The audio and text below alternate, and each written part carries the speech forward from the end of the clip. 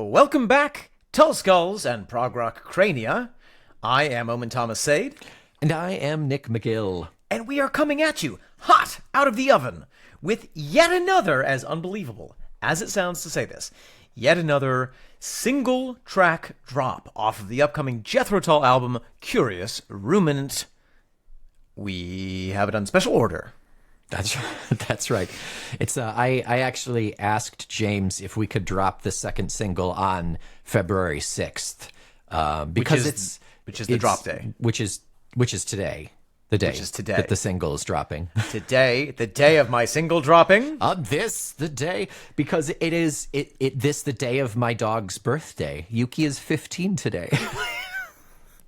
Congratulations, Yuki. And Raven and I have been together for 19 years. That's not a real number. It sure is. That's crazy. Yeah. Wow. How long have we been together? It'll be 30 years in April. That can't be real either. Not 30. 25. 25 years. So, all of that aside, why are we here? Why are we here? We are here to listen to the new single, Tipu House, and to watch the video. Tipu House. Yeah. Do you want to pull up the video? Yeah, I think we should. Yeah, let's do it. Yeah.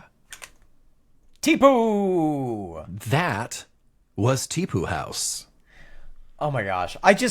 Nick, I just can't express how frickin' cool it is to hear brand new Tull. It's crazy. It's in 2025.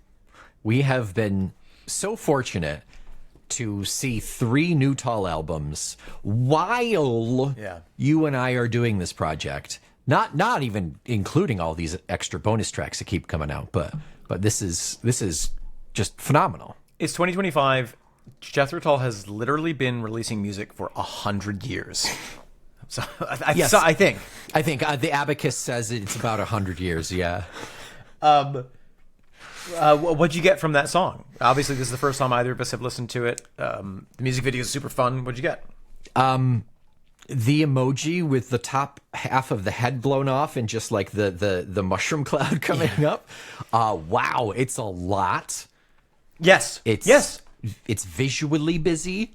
We're back with that kind of like Dali-esque, Monty Python-esque animation, slow, like the individual pieces are cut out and moving kind of thing. Yeah, it's all hand-drawn, but some of those hand-drawn images are animated separately, so it has that collage effect. Yeah. And weirdly, that is appropriate for how the song sounds as well. I could not think of a better term than collage for the sound of this song. Holy cow.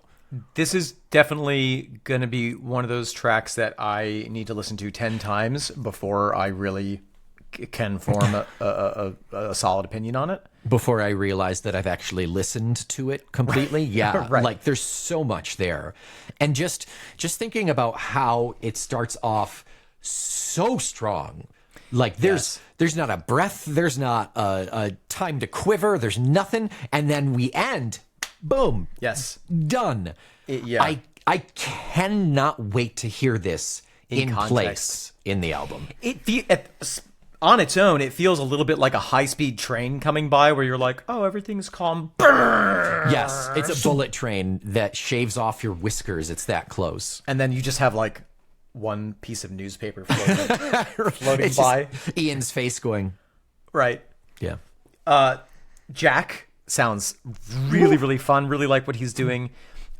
He's layered in a way which strikes me as a little unusual. There's kind of a lot of stacking of instruments that I think what we're used to hearing, especially with what we're covering right now with Thick as a Brick 2, is it's a little bit more. There's a little bit more space in the instrumentation. Yes. Yeah. This is very much, we put all the musicians in a blender and now drink a lovely slurry. Well, also remember, Thick as a Brick 2 producer was the king of clean, Steve Wilson. The king of clean. And the producer now is the guy who took over from Steve Wilson, Bruce Sword, who has such much more of an organic feel to his production. Yes. Yeah. In terms of what the song's about, I've got no clue. I've not looked at lyrics. I had no intention of looking at even an iota of what a Tipu house is. It does to me kind of speak to, just with the visuals of kind of an apartment complex where maybe from a distance you get a glimpse at all these different lives. Yeah, but then they also seem to intermesh. Yes. That's what it sounded like. I heard the phrase guilty copulation. I saw birds guiltily copulating. Yeah. They were like, yeah. oh, God. Nobody look. I hope no one in the oak tree finds out. Baga.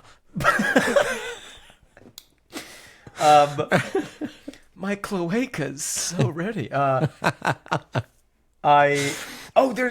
the hook that it keeps returning to, that It's very compelling. Yes.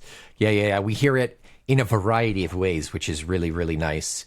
Our tempo fluctuates. We go from super crazy hectic to mellow to super crazy hectic to like some other ethereal time zone for like 30 seconds, and it just drops you into it for the briefest of moments. And it's very jarring. It's all the same music, actually. It's identical to the first part, but you've taken 2 shots of NyQuil. Yes. And a tab of LSD. And, just enjoy it. Just have fun. Have a good time. Yeah. Just write it out. Yeah.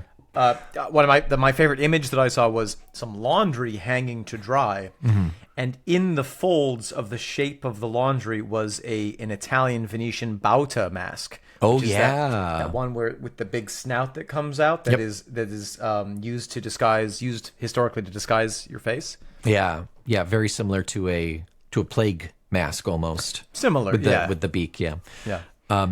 The layering, in reference to the layering, I'm not sure how many stringed instruments I heard playing.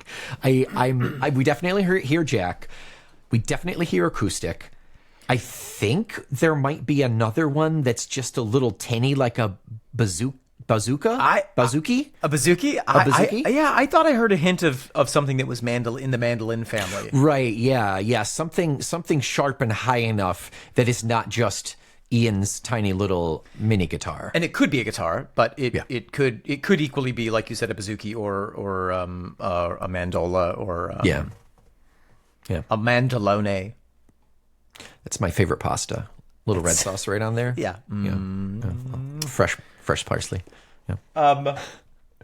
Big squeeze box action going on. Hardcore squeeze box, loving it, and it's fairly consistent, and it's a lot more. Traditionally, squeeze box is in for a couple of phrases as a little accent, and then it's gone. But we're all over the place on this. Yeah. And it takes some different turns, and it really plays with the sound here, and it's a lot of fun. I am very excited for this reinvigorated sound. If the rest of the album is as good as the singles that we've heard, I think that people are going to out, and I will be one of them. Yes, I'm legally obliged to be. I'm sure we will cover any more singles that drop. We may do a preliminary listen through of the album before we actually get to covering it track by track in our traditional Tull Skull fashion. Yes. So the final not bonus track, the final preview track, what's the word? Single. The final single is dropping the same day as the album itself, per our contact behind the scenes. Birdie. Which is March 7th, 2025. Yes. A month from today. A month from today, really, yeah. Oh my God, it's so soon. I know. I need my fainting couch and my laudanum.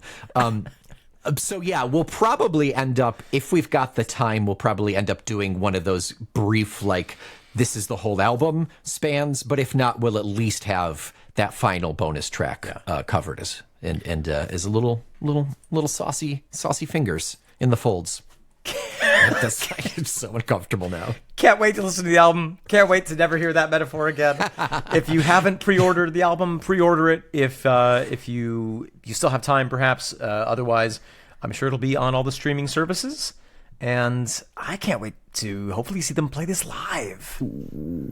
That song, they would die. They would all just die. It'd be their swan song is Tipu House. It'd be an apotheosis. Apotheosu house. Until next time, I am Owen Thomas Sade. And I am Nick McGill. Together, we will not stop talking about Jethro Tull. We are the Feckless Momes. And this has been a little bit of Talk Tell to me. Un pequeño.